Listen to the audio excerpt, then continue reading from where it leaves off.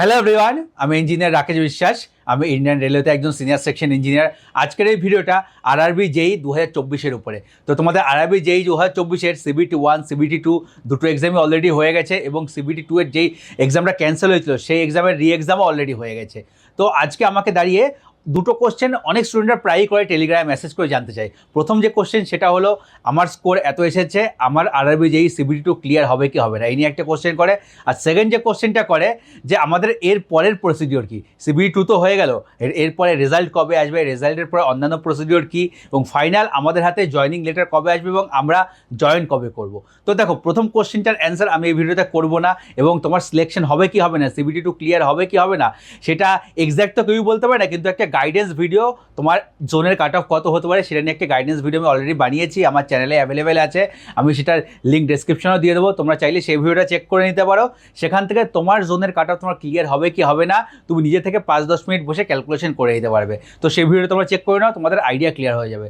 আজকের এই ভিডিও আমি তোমাদের সেকেন্ড যে কোশ্চেন সেটা আমি অ্যান্সার দেবো, তার মানে যে এর পরের প্রসিডিওর কি, তোমাদের রেজাল্ট কতদিনে আসতে পারে, রেজাল্টের পরে তোমাদের কী কী প্রসিডিওর আছে, এবং ফাইনালি তোমরা জয়নিং লেটার তোমাদের বাড়িতে কতদিনে পেতে পারো এবং তোমরা কতদিন পরে রেলওয়েতে জয়েন করতে পারবে। তো তাহলে চলো ভিডিওটা শুরু করা যাক। তো দেখো, আরআরবি যেই সিবিটি 2 এক্সাম হয়ে যাওয়ার পরে তোমাদের রেজাল্ট মোটামুটি কতদিন পরে আসতে পারে সেটা জানার জন্য 2019-এ কী আমাদের ট্রেন্ড ফলো করা হয়েছিল সেটা একবার চোখ বুলিয়ে নেওয়া যাক। তো চলো আমি আমার বোর্ডে চলে আসছি এবং 2019-এর ডাটা আমি একবার চেক করে নিচ্ছি। তো দেখো, 2019-এর ডাটা আমার এখানে রাখা আছে। 2018 যে নোটিফিকেশন ছিল, 2019-এ এক্সাম হয়েছে। তো এখানে কিছু কিছু জিনিস দেখো, আমাদের সেকেন্ড স্টেজ সিবিটি যে 2 এর যে এক্সামটা হয়েছিল সেটা পুরো আগস্ট আর সেপ্টেম্বর মাস জুড়ে হয়েছিল, ঠিক আছে, আগস্টে 28 থেকে সেপ্টেম্বরের 1 তারিখ, ঠিক আছে। এবং তার যে রি এক্সামটা হয়েছিল, মানে সেখানেও কিছু শিফট ক্যান্সেল হয়েছিল, ঠিক আছে, এবং সেখানে কম ক্যান্সেল হয়েছিল বলে রি এক্সামটা একটু তাড়াতাড়ি হয়ে গেছিলো। তো সেপ্টেম্বরের 19 তারিখে রি এক্সাম হয়ে গেছিলো, যেটা তোমাদের রি এক্সামটা একটু বেশি টাইম পেয়েছো, ঠিক আছে। এবং রি এক্সামের মোটামুটি তোমাদের 35-40 দিন মতো পরে রেজাল্ট কিন্তু আউট করে দিয়েছিল। দেখো, সেপ্টেম্বর 19 এবং রি এক্সামের পর রেজাল্ট আউট কবে হয়েছিল, নভেম্বরের 1 তারিখ, ঠিক আছে, নভেম্বরের 1 তারিখ, ডেট খেয়াল রাখো। তো কদিন হলো আমাদের এখানে, 40 দিন, 40-41 দিন মতো হলো। তো তোমরাও এই বছর এক্সপেক্ট করতে পারো তোমাদের যে রি এক্সাম হওয়ার পর থেকে 35 থেকে 40 দিন পরে তোমাদের কিন্তু রেজাল্ট চলে আসবে, ঠিক আছে। তো 35 থেকে 40 দিন রি এক্সাম ডেটের পর থেকে, 40 দিন, 35 থেকে 40 দিন। তো আজকের দিন থেকে ধরে রাখো তোমাদের রি এক্সাম হয়ে গেছে, প্রায় হয়তো 8-10 দিন মতো হয়ে গেছে। তো আজকের দিন থেকে তোমাদের ধরলে আর 30 দিনের মধ্যে কিন্তু তোমাদের রেজাল্ট চলে আসবে। তো আজকের ডেট থেকে যদি তুমি ধরি 30 দিনের মধ্যে রেজাল্ট চলে আসবে,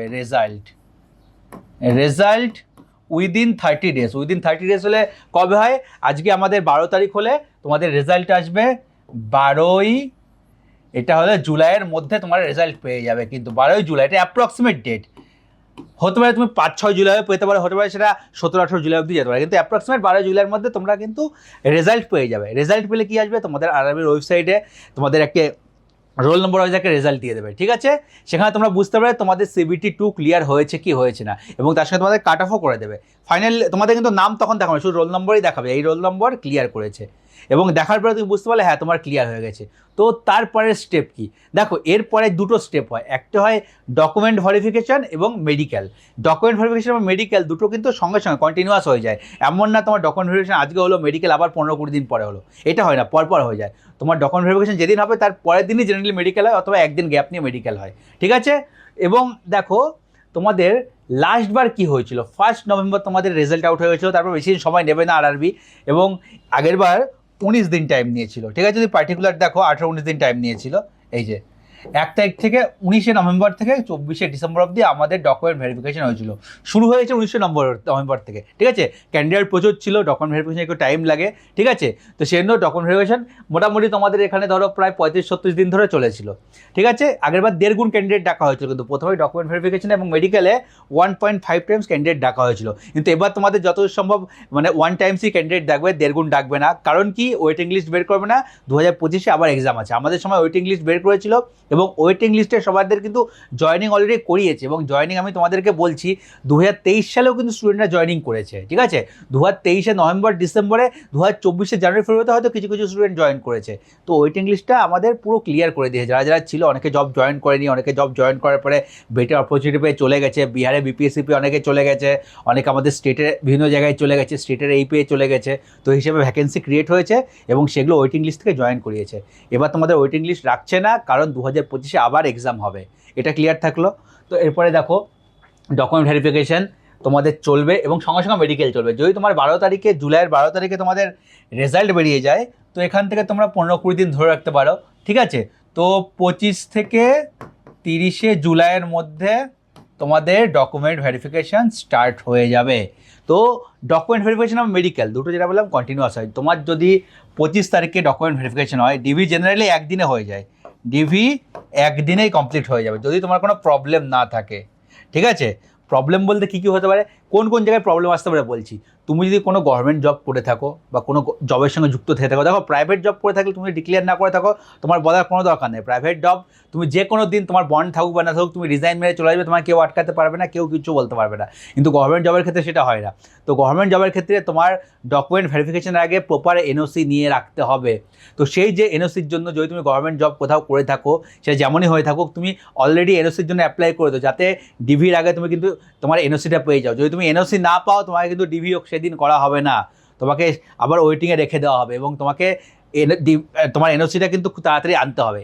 এনওসি না আসলে তোমার ডিভি কিন্তু ইনকমপ্লিট থেকে গেল, তুমি রেলওয়েতে জয়েন করতে পারবে না, তোমার এনওসি মাস্ট চাই। তো ডিভির আগে নিজের এনওসি নিজে জোগাড় করে নাও, ঠিক আছে। এটা প্রথম যে ডকুমেন্টসের জন্য আটকাতে পারে। সেকেন্ড, কোথায় আটকাতে প্রবলেম হয়, ঠিক আছে, ডিভির সময় যেখানে কাস্ট সার্টিফিকেট আছে, দেখো এসসি এসটি কাস্টে অসুবিধা হয় না, কারণ সেটা তোমাদের ওয়ান টাইম ইস্যু হয় এবং সেটাই চলতে থাকে। কিন্তু যেটা আমাদের ওবিসি বা ইডাব্লিউএস যে সার্টিফিকেটগুলো হলো, সেগুলো ইয়ারলি তোমাদের কিন্তু রিনিউ করা হয়। তো সেক্ষেত্রে সেই পেপারটাও তোমাদের প্রপার থাকে। ওবিসি যাদের সার্টিফিকেট আছে, যাদের ইডাব্লিউএস সার্টিফিকেট আছে, সেটা যদি প্রপার না থাকে, সেখানে যদি কোনো রকম অসুবিধা হয়, সেখানে তোমার ডিভিতে আটকানো যেতে পারে। তো এই দুটো জিনিস যদি তোমাদের কোনো অসুবিধা না থাকে, তাই ডিভিতে তোমরা আটকাবে না। বাকি সব ডকুমেন্ট তো আশা করছি কেউ ফেক ডকুমেন্ট সাবমিট করোনি। ফেক ডকুমেন্ট সাবমিট করে থাকলে সেটা প্রবলেম হতে পারে। আরেকটা ডকুমেন্ট ভেরিফিকেশন তোমাদের অসুবিধা হতে পারে, ঠিক আছে। কোন ক্যান্ডিডেটদের অসুবিধা হতে পারে বলে দিচ্ছি। কেউ ধরো, অনেকের আছে, এটা আমি জানতাম না, পরে জানলাম, ডুয়াল ডিগ্রি একসাথে আছে, ডুয়াল ডিগ্রি একসাথে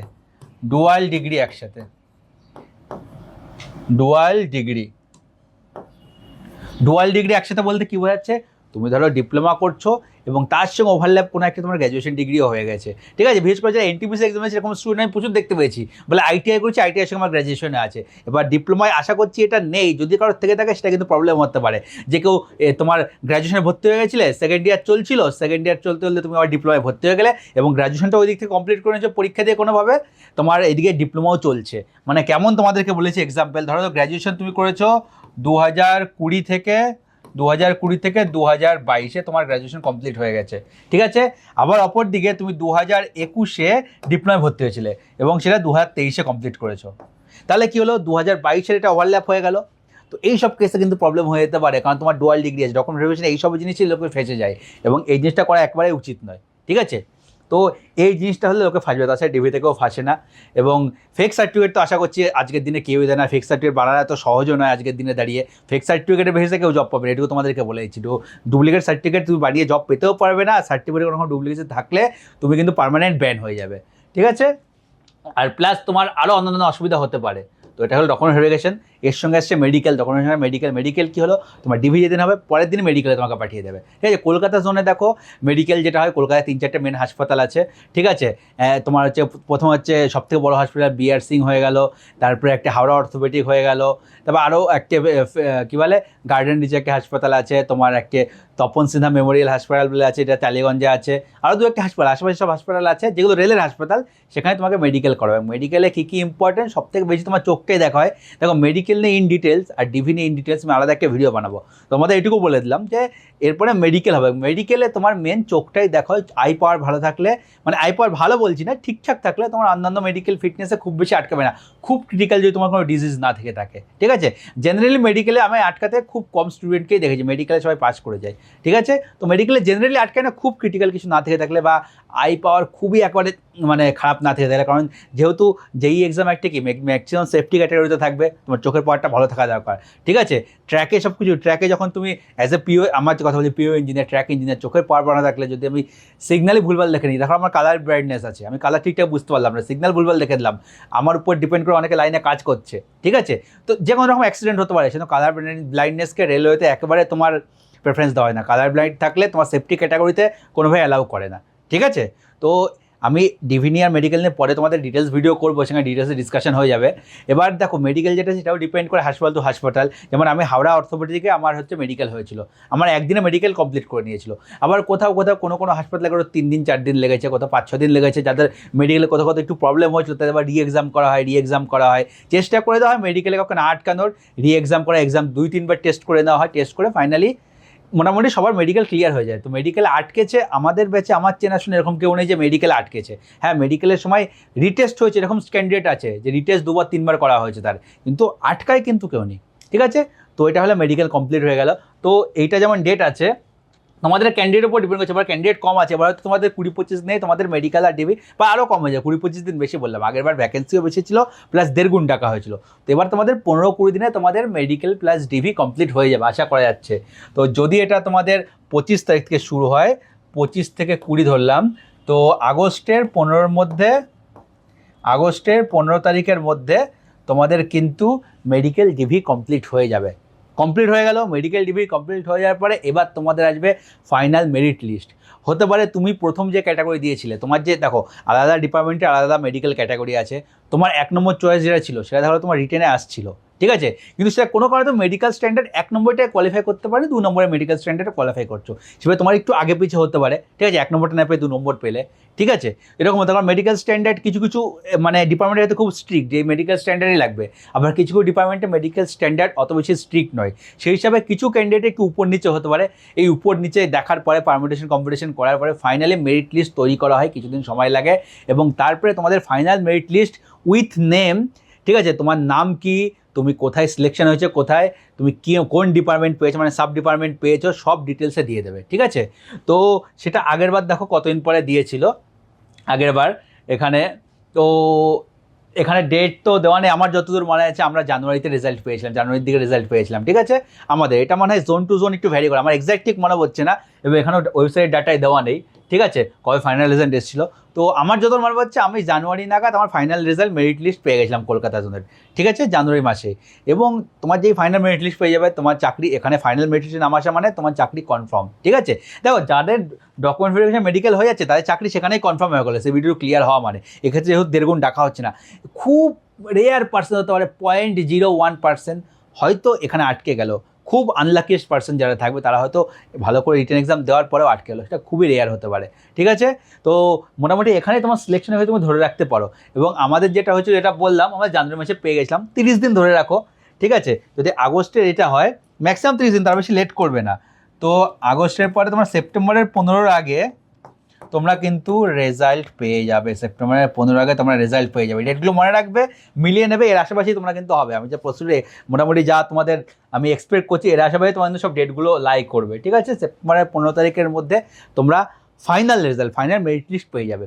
মেরিট লিস্ট পেয়ে যাওয়ার পরে কী হবে, তোমাদের যে তোমাদের জোনে সিলেক্ট হয়েছে, ঠিক আছে, ধরো তোমাদের কী বলে কলকাতায় সিলেক্ট হয়েছে, কলকাতা জোনের মধ্যে ইস্টার্ন রেলওয়ে আছে, সাউথ ইস্টার্ন রেলওয়ে আছে, ঠিক আছে, মেট্রো রেলওয়ে কলকাতায় আছে, 3টে আমাদের জোন আছে, কলকাতার আন্ডারে, আরআরবি কলকাতার আন্ডারে, সাউথ ইস্টার্ন রেলওয়ে আর মেট্রো রেলওয়ে কলকাতা, এই 3টে জোন আছে, ঠিক আছে। এবছর মেট্রো রেলওয়ে কলকাতা ভ্যাকেন্সি ছিল না, আমাদের সময় ছিল।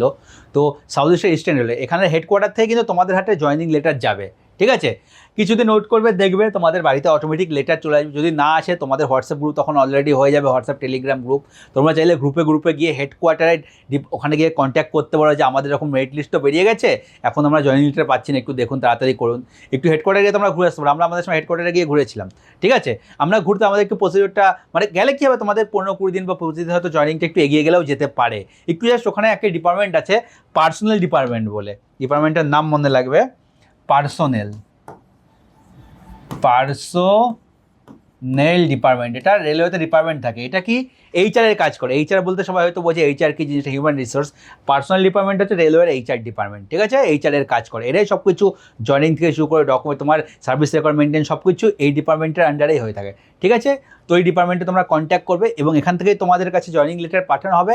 জয়েনিং লেটার পাঠানোর পরে তোমরা সেই লেটারের বেসিসে এখানে এসে জয়েন করবে। তোমরা হেডকোয়ার্টারে প্রথমে জয়েন করবে, হেডকোয়ার্টারে জয়েনিংয়ের পরে ওরা তোমাকে তোমাদের কনসার্ন ডিপার্টমেন্টে পাঠিয়ে দেবে। সেটা তোমার ইলেকট্রিক্যাল ডিপার্টমেন্ট হতে পারে, মেকানিক্যাল ডিপার্টমেন্ট হতে পারে, সিভিল ডিপার্টমেন্ট হতে পারে, তুমি যে ডিপার্টমেন্ট থেকে বিলং করো সেই ডিপার্টমেন্টে তোমাকে পাঠিয়ে দেবে, ঠিক আছে? পাঠিয়ে দেওয়ার পরে তুমি সেখানে ওয়েটিং ফর পোস্টিং করবে, মানে ইনিশিয়াল পোস্টিং বলতে কি তোমার ট্রেনিং যেখানে শুরু হবে আর কি, ইনিশিয়াল পোস্টিং। তো সেখান থেকে তোমার ডিভিশনে পাঠিয়ে দেওয়া হবে, তোমার যে ডিভিশনে পাঠাক, এবং সেখান থেকে তোমার ট্রেনিং শুরু। তো এরপরে যে প্রসিডিওর কি, ট্রেনিং কীভাবে হবে, ট্রেনিং কতদিন হবে, এগুলো নিয়ে আমি আলাদা ভিডিও বানিয়ে দেবো। তো আমি দুটো দিনের টপিক বললাম ভিডিও বানানোর জন্য, ঠিক আছে? প্রথম কী কী টপিক বললাম, একটা তোমাদের ডিভিতে কী কী প্রসিডিওর ফলো করা হয়, একটা বললাম তোমার মেডিকেল কী কী প্রসিডিওর ফলো করা হয়, একটা বললাম ট্রেনিংয়ের কী কী প্রসিডিওর বা তোমার জয়েনিং করার পরে কী কী হতে পারে। তো কোন ভিডিওটা তোমাদের আগে চাই সেটা কমেন্ট করে জানাও, যে ভিডিওটা আগে চাই বলবে সেই ভিডিওটা আমি তোমাদের জন্য নেক্সট ভিডিও বানাবো, ঠিক আছে? তো আশা করছি এরপরে তোমার ডাউট সব ক্লিয়ার হয়ে গেছে। এটাও তোমাদের মোটামুটি আমি বলে রাখছি এক্সপেক্টেড ডেট, তোমার জয়েনিং লেটার পেতে পারে 1 মাস ধরে রাখো, ঠিক আছে? সেপ্টেম্বর হলে এটা অক্টোবর 15-র মধ্যে তোমাদের জয়েন লেটার পেয়ে তোমরা আশা করছি অক্টোবর 15 তারিখের মধ্যে সবাই জয়েনও করে যাবে। আমাদের সময় আমাদের কী হয়েছিল বলছি, ঠিক আছে? আমাদের সময় যে আমরা জানুয়ারির কত শেষের মিডলের দিকে বা শেষের দিকে আমি লেটার পেয়েছিলাম, ঠিক আছে? তখন যে করোনা ভাবও আসলো ধীরে ধীরে। তো আমরা তারপরে হেডকোয়ার্টারে সবাই গ্রুপ বানিয়ে আসি এবং আমাদের জয়েনিং মানে মার্চের প্রথম দিকে হয়ে যাওয়ার কথা ছিল, ঠিক আছে? জয়েনিং হয়ে যাবে। আমার ক্ষেত্রে পার্সোনালি বলছি, আমার সব ডকুমেন্ট রেডি আছে, কী কী ডকুমেন্ট লাগবে কি না লাগবে, একটা ডকুমেন্টের লম্বা লিস্ট ওরা দিয়ে দেয় যে এই ডকুমেন্টে তোমরা জয়েন করবে, সেটা রেডি করতে একটু টাইম লেগে যায়। তোমার জয়েন লেটার আসার পরে জয়েন লেটারে অনেক কিছু ডকুমেন্ট তোমার অ্যাটাচ করে ফাইনাল তোমার সাবমিট করতে হয়, ঠিক আছে? এদিক সেদিক থেকে তোমাদের ডকুমেন্ট অ্যাটাস্টেড করাতে হবে, অনেক কিছু বানাতে হবে। কী কী ডকুমেন্ট লাগবে কি না লাগবে আমি তোমাদের দেখিয়ে দেবো। আমার জয়েনিং লেটারটা মনে হয় আছে, তার সঙ্গে কী কী ডকুমেন্ট চেয়েছিল আমি লেটারটা বের করে খুঁজে তোমাদেরকে বলে দেবো, ঠিক আছে? জয়েনিং লেটারটা পর বের করি, পরের ভিডিওতে ডিসকাস করে নেবো, পরে যে ভিডিওগুলো বানাবো। তো সেই ডকুমেন্ট নিয়ে অ্যাটাচ করে ফাইনালি তোমাকে আসতে হবে। তো আমি যেদিন আসবো বলে ঠিক করেছিলাম, সোমবারে আসার কথা ছিল আমার, মানে সেদিন আমার জয়েনিং দিয়ে দিত সোমবারে। তার আগের দিনই রবিবারে আমাদের কি বলে ভারত বন্ধ হয়ে গেল, যেটা মানে লকডাউনের আগের কি বলে দেশ বন্ধ মনে হয় ছিল, তারপর থেকে লকডাউন পড়ে গেলো, সেটা আমার জয়েনিং 3 মাস মতো পিছিয়ে গেছিলো, নাহলে আমার আরও 3 মাস আগে জয়েনিং হয়ে যেত, ঠিক আছে? তো মানে সেই জন্য 3 মাসে কি আমার জয়েনিংটা পিছিয়ে গেলো, সেই জন্য ট্রেনিং সব কিছু 3 মাস মতো পিছিয়ে গেছে, নাহলে হয়তো 3 মাস আগে আমার জয়েনিং হতো। তো এটাই ছিল ফুল প্রসিডিওর, কী হবে কি না হবে। তোমাদের আমি এক্সপেক্টেড ডেট জয়েনিংয়ের বলে দিলাম, অক্টোবর মাসে তোমরা সবাই রেলে জয়েন করে নেবে, এটুকু আমি তোমাদের বলতে পারি। দুর্গাপূজার আগে তোমরা সবাই জয়েন করে নেবে, ঠিক আছে, রেলে। তো আর ভিডিওটা বেশি বড় করবো না, অনেকটাই বড় হয়ে গেলো। আশা করছি তোমাদের যা ডাউট ছিল এরপরে কী হতে পারে সব ডাউট ক্লিয়ার হয়ে গেছে, ঠিক আছে? আরও কিছু জানার থাকলে নিচে কমেন্ট করে জানাও, আমি তোমাদের রিপ্লাই দেওয়ার চেষ্টা করবো, অথবা আমাকে পার্সোনালি টেলিগ্রামে মেসেজ করো, আমি টেলিগ্রামেও তোমাদের রিপ্লাই দিয়ে দেবো। আমার টেলিগ্রামের আইডি তোমরা জানো অলরেডি, নাহলে আরেকবার লিখে নাও যারা জানো না। এখানে মেসেজ করো ERRBSSE, এখানে মেসেজ করো। তোমাদের কিছু ডাউট থাকলে জানার থাকলে, আমি যদি সেই জিনিসটা জানে থাকি বা আমার যদি আইডিয়া থাকে আমি অবশ্যই তোমাদেরকে বলে দেবো, আর না জেনে থাকলে আমি বলে দেবো যে এই সম্বন্ধে আইডিয়া নেই, সেটাও বলে দেবো, ঠিক আছে? কমেন্ট করেও জানাতে পারো, ঠিক আছে? বড় কোয়ারি থাকলে আমাকে এখানে টেলিগ্রামে মেসেজ করো, আমি তোমাদের রিপ্লাই দেওয়ার চেষ্টা করবো। তো আজকের এই ভিডিওটা আমি এখানেই শেষ করছি, আবার খুব শিগগিরই নতুন একটা ভিডিওতে তোমাদের সঙ্গে দেখা হবে। টাটা।